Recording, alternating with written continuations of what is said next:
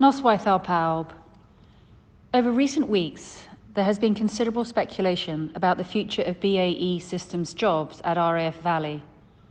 I've spoken to the RAF, the MOD ministerial team, and representatives from Unite to fully understand the position. And I want to share what is really happening and to offer as much reassurance as possible. The MOD and BAE Systems started routine consultation talks with the unions about potential options for the renewal of the Hawk training aircraft support contract.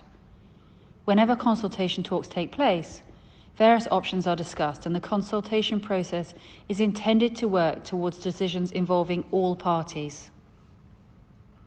Following the opening discussions, the Unite Union issued a press release stating that up to 186 jobs could be lost at the site over the next 13 years as a result of efficiencies in support arrangements.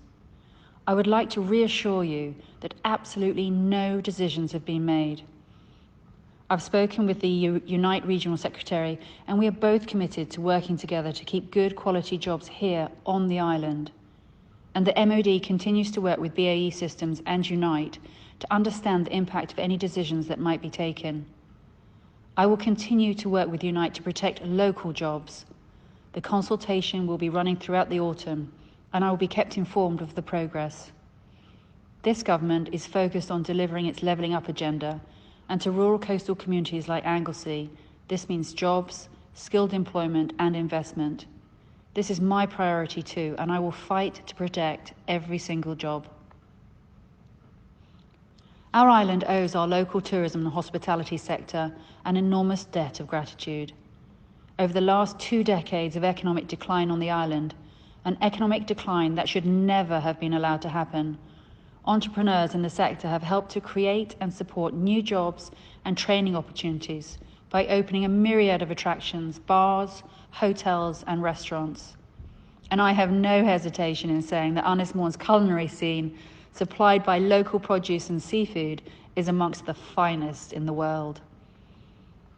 The pandemic has been devastating for the hospitality sector, but in the face of huge adversity, especially in the early and darkest days of the crisis, many local hospitality businesses such as Catch-22 and Dullens use their facilities and stocks to help to protect the most vulnerable people across the island. It has been inspirational to witness so many businesses and organisations uniting against this pandemic. And with winter fast approaching, I urge you to do all that you can to support the local businesses that have given so much in times of such hardship. The packages of financial and economic support that have been provided by this government have been invaluable to Ynys Morn throughout this crisis. First, and most importantly, by enabling so many people to stay in the safety of their homes, these packages have helped to protect the NHS, and they have saved lives. They have also been crucial to the economic resilience of Ynys Morn.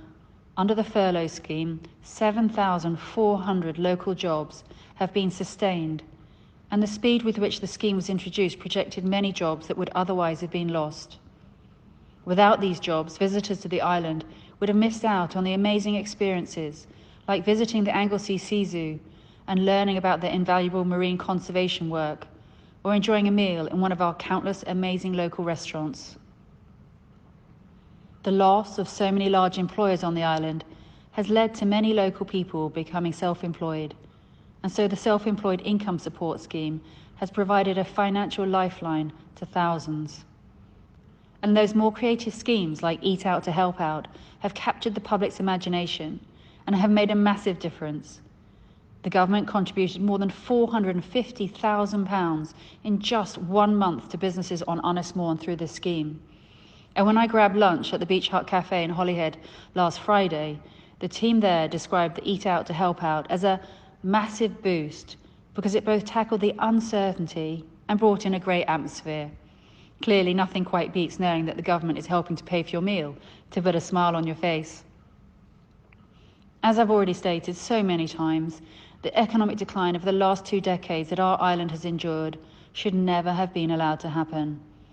Ynys Morn, with its vast economic potential, should never have become the most dependent local area authority in the UK on tourism.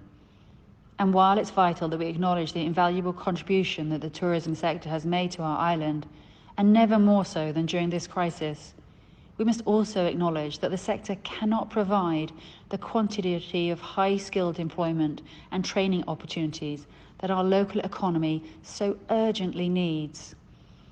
It is vital that we diversify our local economy and create new opportunities by delivering Wilfa Newydd and by granting Freeport status to Holyhead. As the UK marches towards decarbonisation, we must do all we can to facilitate Ynys Morn's emergence as a global leader in offshore wind and tidal production. The government, with its levelling up agenda on which it was elected, can and must ensure that young people on Ynys Morn no longer need to move away to pursue well-paid careers. In so doing, we can protect the island's precious Welsh language and culture. Our island is an island of vast economic potential, and I will not rest until this potential is unlocked. Diolch yn fawr.